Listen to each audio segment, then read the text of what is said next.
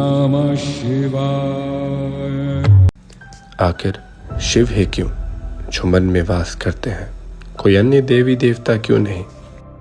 कभी सोचा है जब आप अपने आँख और कान बंद करते हो तब आपके मन में किसी भी तरह का कोई विचार उत्पन्न नहीं होता।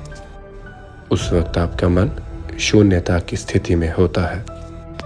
वही शून्यता ही शिव का प्रतीक है। उसी से सारा ब्रह्मांड उपजा है और उसी में सारा ब्रह्मांड जाएगा। वही शिव है, वही शून्य है, वही एकाय जिसके भीतर बसा शिवाय। 35वां अध्याय वैवस्वत मनवंतर का वर्णन। सूची बोले दक्ष कन्या से कश्यप ऋषि द्वारा विद्वान सूर्य पैदा हुआ। उनकी संज्ञा तुष्टि सुरेणु का पत्नियां हुई। ये सब यौवन में मत वाली थी। अपने पति का दूसरे तेज पाकर भी वह संतुष्ट न हुई। सूर्य ने संज्ञा द्वारा 3 संतानें पाई। श्राद्ध देव मनु एवं प्रजापति यम। यम के साथ यमुना कन्या भी पैदा हुई। उस समय संज्ञा सूर्य का तेज सहन न कर सकी, तब अपनी छाया बनाई। माया रूप होकर छाया ने भक्ति पूर्वक संज्ञा से कहा, अब आप आज्ञा करें, मैं आपकी क्या सेवा करूं? संज्ञा बोली, मैं इस समय पिता के घर जा रही हूँ, मेरे स्थान पर निवास कर और इन पुत्र तथा पुत्री का पालन पोषण भी किया करना। तब छाया बोली, हे देवी, मैं ये तुम्हारे भेद कष्ट सहते हुए भी केश ग्रहण तक किसी को प्रकट नहीं करूंगी, तुम अनंत से जाओ। सूर्य बोले, इस प्रकार प्रबंध कर संज्ञा अपने पिता के घर पहुंची। पिता ने उसे आया देखकर बार बार धिक्कार दिया। तब वह घोड़ी का रूप धारण करके कुरु देशों में घूमने लगी। संज्ञा के चले जाने पर सूर्य ने छाया को संज्ञा मानकर उसके द्वारा सावर्णी मनु पुत्र पैदा किया। इसके बाद छाया अपने पुत्र के साथ विशेष प्रेम करने लगी। संज्ञा के पुत्रों में अब इतना स्नेह नहीं रहा। यम को इन बातों पर क्रोध आ गया। उसने छाया को एक लात मारी तथा फटकार दिया। तब छाया ने भी यम को श्राप दिया कि तुम्हारे क्रोध के कारण उठा हुआ ये पांव गिर पड़े।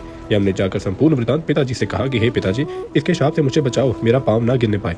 तब सूर्य बोले, हे पुत्र, इसमें कोई न कोई कारण अवश्य है, जैसे धर्म रूप तुम भी क्रोध में आ गए, किंतु माता का शाप तो सत्य नहीं होने का।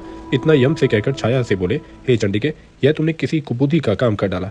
सच सच कह, इस पुत्र से तू क्या विशेष प्रेम करती है और इससे प्रेम क्यों नहीं? अब इतना सुनकर छाया घबरा गई और सब सच सच बतला दिया। सूची बोले, उसके बाद छाया ने सूर्य को शान चक्र पर चढ़ाकर इस प्रकार सूर्य का तेज कम कर दिया और सूर्य का रूप सुंदर हो गया। तब भगवान सूर्य ने योग दृष्टि से अपनी पत्नी संज्ञा को घोड़ी रूप में देख लिया। स्वयं घोड़े का रूप धारण करके उसके पास पहुंचे। मैथुन की इच्छा की, किंतु उन्हें अन्य पुरुष जानकर स्वीकार नहीं किया। उसके बाद घोड़े रूप सूर्य ने उसके मुख एवं नासिका के रास्ते अपना वीर्य निक्षिप्त किया। वीर्य तो नासिका के 2 भागों से पड़ा था। तभी तो देवताओं के वैद्य अश्विनी कुमार 2 होकर पैदा हुए। इतने में संज्ञा ने भी अपनी पति पर जान लिया। इससे बहुत प्रसन्न हुई। फिर पति के साथ फिर तो पहले से भी अधिक प्रेम से दोनों रहने लगे। यमराज इस कर्म द्वारा दुखी तो बहुत हुए, पर क्या करते, किंतु स्वयं धर्म पूर्वक प्रजा पालन करने लगी। इसी से धर्मराज कहलाए। इसी से लोक पालन तथा पितरों पर शासन इनको प्राप्त हुआ। सावर्णी मनु बड़े तपस्वी थे, वे प्रजापति हुए। यही मनु सावर्णी नामक मनवंतर से मनु होंगे। सूर्य की छोटी कन्या यमलोक को पवित्र करती हुई यमुना नामक नदी हुई है।